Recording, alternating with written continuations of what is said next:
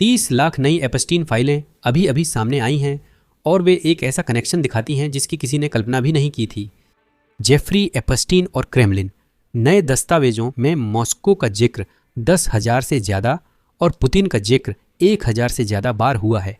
इन दस्तावेजों में हमारे पास एक चौंकाने वाली FBI रिपोर्ट भी है जिसमें यह सुझाव दिया गया है कि एपस्टीन रूसी राष्ट्रपति पुतिन की छुपी हुई दौलत के गुप्त संपत्ति प्रबंधक थे। यह मामला लगातार गहराता जा रहा है। आइए अहम खुलासों से शुरू करें। अप्रैल 2014 में एपस्टीन को एक चौंकाने वाला ईमेल मिला। यह ईमेल जापानी अरबपति और उद्यमी जोई ओटो से आता है। ईमेल में लिखा है, यूक्रेन संकट पर राष्ट्रपति ओबामा की धीमी प्रतिक्रिया ने रूसी नेताओं की छुपी संपत्ति की 15 साल पुरानी खोज को फिर से तेज किया है। इसके बाद उस लेख का लिंक है। इसके अलावा मेरी समझ में ईमेल को बहुत उच्च प्राथमिकता के रूप में चिह्नित किया गया है।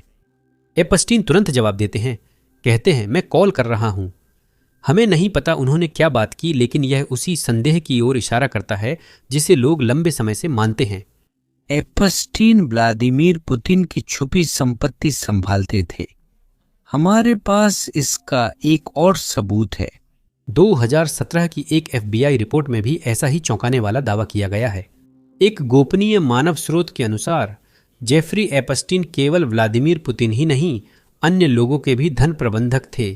कथित तौर पर एपस्टीन ने कई विश्व नेताओं जैसे जिम्बाब्वे के राष्ट्रपति रॉबर्ट मुगाबे को ऐसी सेवाएं दी थीं। ताकतवर लोग अपनी दौलत छुपाने या सुरक्षित रखने के लिए एपस्टीन पर भरोसा करते थे। अब मुझे एक बात साफ करनी है, यह FBI दस्तावेज रॉ लीड कहलाता है।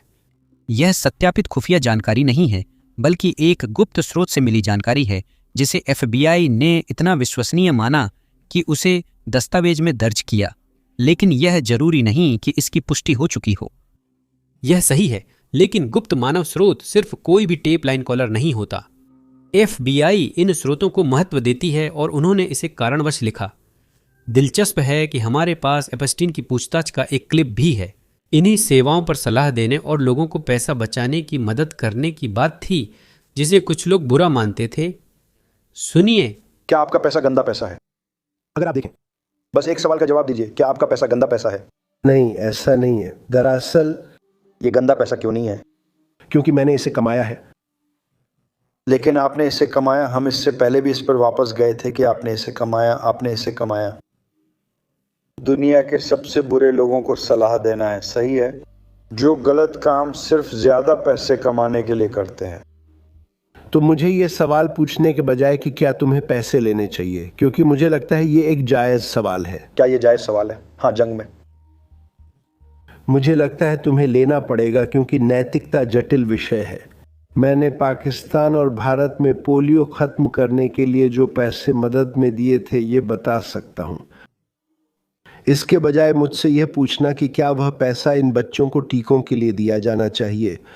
आप उन माताओं से पूछ सकते हैं जिन्होंने बच्चों को टीका दिलवाया और अब निश्चिंत हैं कि उनके बच्चे को पोलियो नहीं होगा। उनसे पूछें क्या एप्स्टीन को मदद करनी चाहिए थी।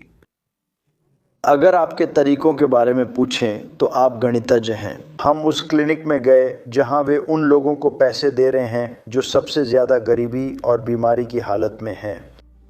उन्हें बताया कि पैसा आ रहा है, आप क्लास 3 सेक्सुअल प्रीडेटर हैं। टियर 1 सबसे ऊंचा और बुरा होता है। आपका कौन सा टियर था? नहीं, सबसे नीचा। मैं सबसे नीचा हूं, आप सबसे नीचे हैं। ठीक है, टियर 1 आप सबसे नीचे हैं। लेकिन एक अपराधी, हाँ, कि पैसा वहीं से आया था। आप अनुमान लगाते हैं कि कितने प्रतिशत लोग, मैं समझता हूं कि आपको संभावनाएं पसंद नहीं हैं, क्या आप अनुमान लगाते हैं? आप कहेंगे कि मुझे फर्क नहीं पड़ता, मैं अपने बच्चों के लिए पैसा चाहता हूं। मैंने सुना सब अपने बच्चों के लिए पैसा चाहते हैं। क्या उन्हें पता था कि पैसा कहां से आया है? मुझे लगता है अगर आप शैतान के बारे में बताते। 100%। खुद शैतान ने कहा मैं कुछ डॉलर में तुम्हारे बच्चे की जिंदगी खरीदूंगा। क्या तुम्हें लगता है कि तुम खुद शैतान हो? नहीं, लेकिन मेरे पास एक अच्छा आईना है। यह एक गंभीर सवाल है। माफ कीजिए, क्या आपको लगता है कि आप खुद शैतान हैं? मुझे नहीं पता आप ऐसा क्यों कह रहे हैं। जैसा कि आप लोग जानते हैं, एप्स्टीन से जुड़ी कोई भी चीज आमतौर पर YouTube पर विज्ञापन के अनुकूल नहीं होती। इसी वजह से अगर आप कर सकें तो एक सेकंड निकालें और नीचे दिए गए सब्सक्राइब बटन को दबा दें। यह हमें YouTube के उस एल्गोरिदम के खिलाफ लड़ने में मदद करता है जो इन वीडियो को सीमित करने की कोशिश करता है। अब चलिए ईमेल्स की कड़ी पर नज़र डालते हैं, क्योंकि हमारे पास एप्स्टीन और क्रेमलिन से जुड़ी बहुत सारी ईमेल्स हैं। इन दस्तावेजों से लगता है कि एप्स्टीन का रूस से संबंध 2012 के करीब शुरू हुआ। और संदर्भ के लिए बता दूं, 2012 में ही पुतिन ने फिर से राष्ट्रपति पद संभाला था।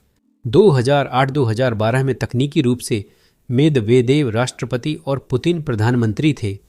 अधिकतर लोग मानते हैं कि पर्दे के पीछे सब कुछ पुतिन ही चला रहे थे, लेकिन जब पुतिन आधिकारिक रूप से वापस आए तो उन्हें रूस के इतिहास का सबसे बड़ा विरोध प्रदर्शन झेलना पड़ा।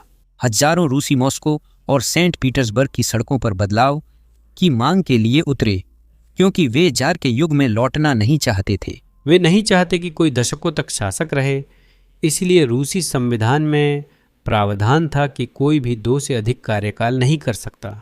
मेदवेदेव के राष्ट्रपति रहते प्रावधान बदला गया, जिससे पुतिन फिर चुनाव लड़ सके। पुतिन के लौटने की कोशिश पर लोगों ने विरोध किया। इसी दौरान एप्स्टीन की कहानी शुरू होती है, जब उसे बोरिस निकोलिच से ईमेल मिलता है।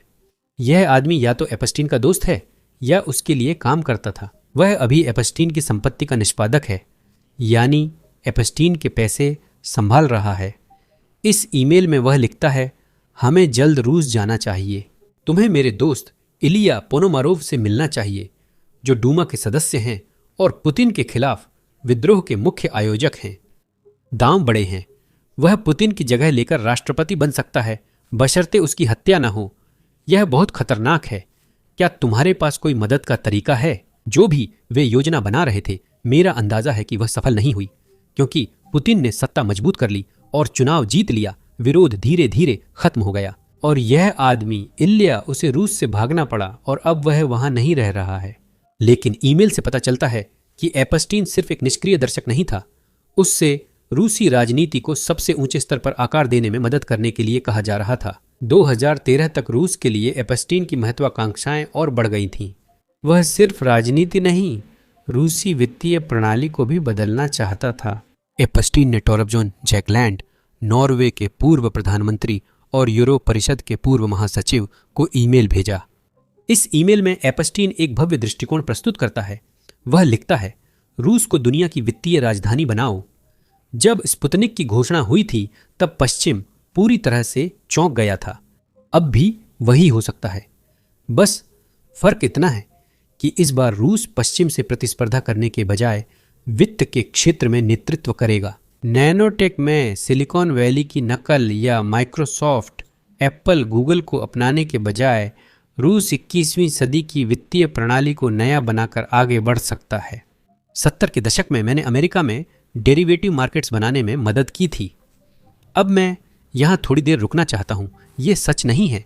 उस समय न्यूयॉर्क ऑप्शंस मार्केट के प्रमुख खिलाड़ियों को एप्स्टीन के बारे में पता नहीं था। उसने हमेशा अपनी योग्यताओं को बढ़ा चढ़ाकर बताया। यही उसका तरीका था। वह झूठ बोल रहा था, लेकिन मुद्दा उसकी बात का सच होना नहीं है। मुद्दा था कि वह खुद को वैश्विक वित्त बदलने वाले व्यक्ति के रूप में पेश कर रहा था और सीधे पुतिन से जुड़े लोगों तक पहुंच रहा था। फिर हमारे पास नॉर्वे के प्रधानमंत्री की प्रतिक्रिया है। हाय जेफरी, यह सब मेरे लिए समझाना आसान नहीं है। तुम्हें ही करना होगा। मेरा काम है उनके साथ मीटिंग तय करना, और यहाँ उनके से मतलब पुतिन से है। हमारे पास एक पूर्व राष्ट्राध्यक्ष है जो एप्स्टीन के लिए क्रेमलिन में मध्यस्थ है। यह वाकई पागलपन है और मामला और भी स्पष्ट है। एप्स्टीन सिर्फ पुतिन की चर्चा नहीं कर रहा था, वह उनसे मिलने के लिए कई तरीके अपना रहा था। कुछ हफ्तों बाद एप्स्टीन ने इजराइल के पूर्व प्रधानमंत्री एहूद बराक को ईमेल किया। उसने बराक से कहा कि पुतिन को बताएं कि वह मॉस्को में होगा और देखें क्या पुतिन मिलना चाहते हैं। फिर एक अन्य ईमेल में एप्स्टीन बताता है कि नॉर्वे के प्रधानमंत्री 28 मई को सोची में पुतिन से मिलेंगे। एप्स्टीन जोड़ते हैं कि सोलन ने एप्स्टीन से खुद को उपलब्ध रखने के लिए कहा था ताकि वह समझा सकें कि रूस किस तरह से सौदों की संरचना कर सकता है जिससे पश्चिमी निवेश को प्रोत्साहन मिले। मैंने उनसे कभी मुलाकात नहीं की और चाहता था कि आप यह जान लें। फिर कुछ ही दिनों बाद एप्स्टीन फिर से लिखते हैं, पुतिन ने मुझसे सेंट पीटर्सबर्ग में मिलने के लिए कहा, उसी समय जब उनका आर्थिक फोरम हो रहा है। मैंने मना कर दिया। अगर वह मिलना चाहते हैं तो गोपनीयता छोड़नी होगी। देखते हैं क्या होता है। यह उस बात की पुष्टि करता है जो हमें पता नहीं थी। पुतिन ने एपस्टीन से सीधे संपर्क किया था। हालांकि आमने सामने मिले या नहीं स्पष्ट नहीं है। यह जानकारी इस ईमेल से मिलती है। अगले ईमेल में एपस्टीन ने बताया कि पुतिन 2013 में अपनी टीम दोबारा बना रहे हैं और सिर्फ भरोसेमंद लोगों को मीटिंग में शामिल कर रहे हैं। फोन पर या आमने सामने और जानकारी दूंगा। मूल रूप से वह जिस व्यक्ति को ईमेल कर रहे हैं उसे बता रहे हैं कि मैं ज्यादा जानकारी साझा नहीं करना चाहता। यह पुष्टि है कि एपस्टीन के पास पुतिन के आंतरिक सर्कल के पुनर्गठन की अहम खुफिया जानकारी थी। अब एपस्टीन के रूस से संबंध सिर्फ पैसे के प्रबंधन तक नहीं है। फाइलों से पता चला कि रूस कई पश्चिमी पार्टियों को फंड कर रहा था और एपस्टीन को इसकी जानकारी थी। 12 जुलाई 2018 की एक ईमेल में एपस्टीन ने पत्रकार माइकल वुल्फ को बताया कि स्टीव बैनन ने फ्रांस की दक्षिणपंथी पार्टियों और मरीन ले पेन के पति से मुलाकात की थी। फ्रांस की नेशनल फ्रंट पार्टी को दोबारा फंडिंग देने का मुद्दा था क्योंकि एपस्टीन के अनुसार उनके पैसे का बड़ा हिस्सा रूस से आता है। फिर वे अपनी राय भी पूछते हैं। ये लोग बेवकूफ़ लग रहे थे, बिल्कुल शुद्ध रुटानियाई।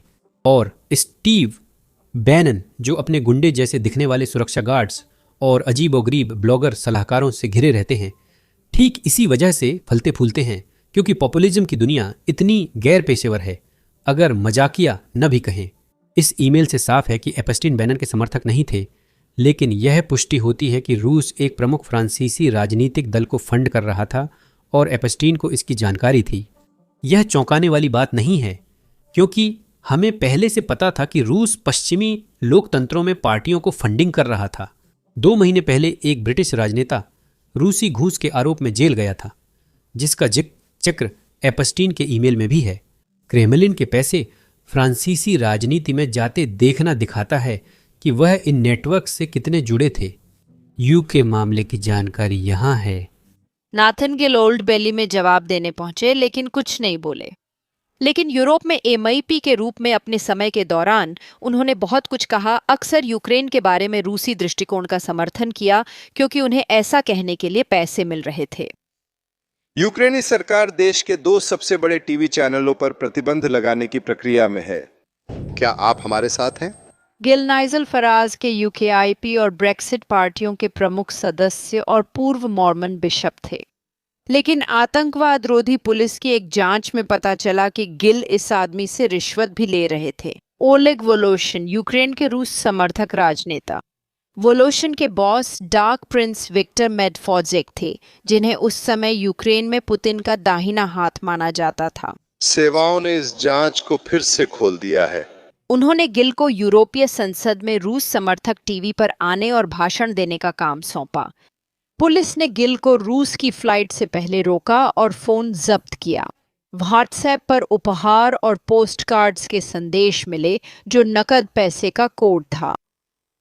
वोलोशिन ने गिल से कहा कि उन्हें क्रिसमस गिफ्ट मिल गए और 5 पोस्ट कार्ड और मांगे अगले हफ्ते। बहस में वह कहता है कि वह उसे लाइनें देगा। गिल जवाब देते हैं, शानदार। लोकतांत्रिक प्रक्रियाओं की अनदेखी हो रही है। चुनाव से 4 महीने पहले गिल ने यूरोपीय संसद में वोलोशिन की यूक्रेन विरोधी स्क्रिप्ट जस्कीतस पेश की। पुलिस को उसके नॉर्थ वेल्स घर में नकदी मिली। ऐसी वीडियो की दिक्कत है कि इनमें कई ड्रोन हमले दिखते हैं, भले ही उनमें कोई इंसान या रूसी सैनिक घायल ना हो। यूट्यूब आमतौर पर हमारे वीडियो को डिमोनेटाइज या प्रतिबंधित कर देता है। दरअसल पिछले हफ्ते हमारे 4 वीडियो डिमोनेटाइज हो गए। यूट्यूब के अनुसार ड्रोन हमले दिखाना या यहाँ तक कि फ्रंट लाइन से फुटेज दिखाना विज्ञापनदाताओं के लिए अनुकूल नहीं है और इसी वजह से वीडियो पर प्रतिबंध लगाया जाता है। यही आधुनिक युद्ध की सच्चाई है जिसे यूक्रेनियन लड़ रहे हैं और जीवित रहने की कोशिश कर रहे हैं। हमें लगा ये सब कवर करना जरूरी है, इसलिए हमने खुद का प्लेटफॉर्म बिजनेस बेसिक्स शुरू किया जिससे हम पर कोई प्रतिबंध न हो। हमें अपने ड्रोन स्ट्राइक को ब्लर नहीं करना पड़ता, हमें अपनी फ्रंटलाइन फुटेज को ब्लर नहीं करना पड़ता और हमें रूसी एयरबेस के तबाह होने को भी ब्लर नहीं करना पड़ता। इसके अलावा हम अपनी साइट पर कोई विज्ञापन नहीं चलाते ताकि हमें खुद को सेंसर नहीं करना पड़े, सिर्फ इसलिए क्योंकि विज्ञापनदाता हमारे कवरेज से खुश नहीं हैं। हम साइट को आपके समर्थन से फंड करते हैं न कि विज्ञापनों से। अगर आप ऐसे कवरेज में रुचि रखते हैं और आप हमारे वीडियो बिना सेंसर किए देखना चाहते हैं और वह बोनस कंटेंट पाना चाहते हैं जिसे हम यहाँ यूट्यूब पर अपलोड नहीं कर सकते, तो जरूर basicsinsider.com पर हमारे साथ जुड़ें। आप डिस्क्रिप्शन में दिए गए लिंक पर भी क्लिक कर सकते हैं या अपनी स्क्रीन पर दिख रहे QR कोड को स्कैन कर सकते हैं। जुड़ने पर आप वह सारा कंटेंट देख सकते हैं जो हमने पहले ही अपलोड किया है और वे सभी वीडियो भी जो हम भविष्य में अपलोड करेंगे। इसके अलावा आप हमारे कवरेज और हमारे चैनल को सपोर्ट करेंगे, तो इसके लिए आपका बहुत बहुत धन्यवाद। मेरा नाम सैम है और मैं आप सबसे अगले वीडियो में मिलूंगा।